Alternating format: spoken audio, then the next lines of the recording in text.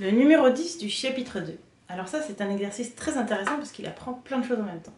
Il apprend les silences, enfin il révise les silences parce que vous les avez un peu avant. Donc le premier qu'on a, c'est la pause qui fait 4 temps. Ensuite, la deuxième ligne, on a dit demi-pause qui sont posées sur la ligne du milieu. Les petits rectangles là. Et là, ça fait 2 temps de silence. Et ensuite, vous avez le soupir qui fait qu'un seul temps de silence. Et puis le demi-soupir, le petit crochet comme ça, là, petite virgule, qui fait qu'un demi-temps de silence. Donc, plus le temps d'une petite respiration rapide.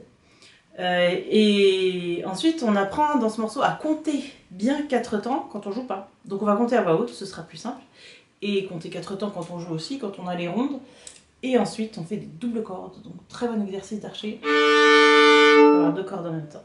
Alors on va essayer de... Je vais vous l'enchaîner en entier, après vous entraînerez pour réussir à bien faire tous les enchaînements. Il y a quelques pièges, comme pour les violons par exemple, avant la mesure 17, où vous avez une blanche qui s'enchaîne tout de suite avec la noire, alors qu'avant on avait des temps de silence, et donc il faut vraiment suivre et puis tout de suite enchaîner avec la noire, et pas compter 2 temps de silence comme on l'a fait avant. Alors je vais commencer par jouer la voix de violon, et puis ensuite je jouerai la voix de violoncelle ou d'alto. Comme ça permet de jouer avec en quinconce. Alors pendant que les altos jouent, vous, les violons, vous comptez. Et pendant que les violons jouent, les altos et violoncelles comptent. Ça s'inverse tout le temps. Donc il faut bien faire attention à ne pas jouer en même temps que l'autre. Alors la première voix, la voix des violons. Donc ça, au début c'est bien de jouer avec la même voix que votre partition. Ça c'est plus simple. Quand vous y arrivez bien, vous essayez avec l'autre voix. 1, 2, 3, 4. 1, 2, 3, 4. 1, 2, 3, 4. 1, 2, 3, 4. 1, 2, 3, 4. 1, 2. 1, 2. 1, 2. 1, 2. 1, 2. 1, 2. 1, 2. 1, 2. Chute. Chute. Chute. Chute. Chute. Chute. Chute. Chute. 1, 2, 3, 4. Chute. Chute. Chute. 1, 2, 3, 4. Chute. 1, 2, 3, 4. Chute. 1, 2, 3, 4. Voilà. À bien entraîner avant de le jouer avec moi. Et maintenant, quand vous arrivez à le jouer avec moi déjà très bien, vous pouvez essayer de jouer avec l'autre voix, la voix des violoncelles, que je vais faire maintenant.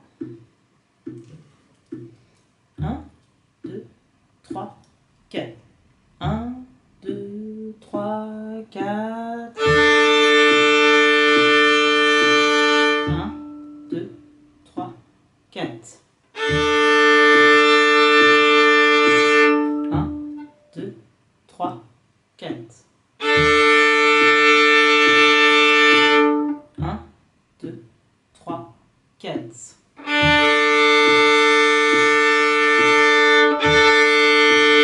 1, 2.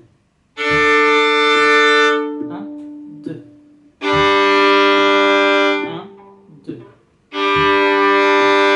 1, 2.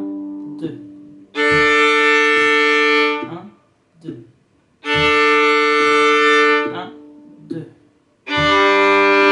1, 2.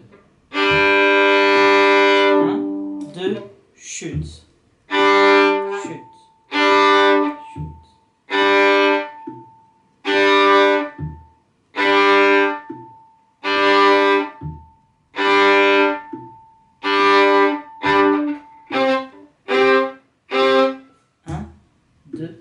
3, 4. 1, 2, 3, 4. 1, 2, 3, 4. 1, 2, 3, 4. Voilà, ça c'était la voix d'alto. Alors comme j'ai pas de corde de do comme les altos et les violoncelles, je passe une octave au-dessus. Et donc quand je compte 4 au début, pour les violons c'est le moment de partir. Et pendant ce temps les altos comptent 4. Donc n'attendez pas que je compte 2 fois 4 pour partir. Il faut jouer en même temps qu'ils comptent. Et eux, ils comptent en même temps pour jouer. Ça s'inverse en fait. Voilà pour ce petit exercice.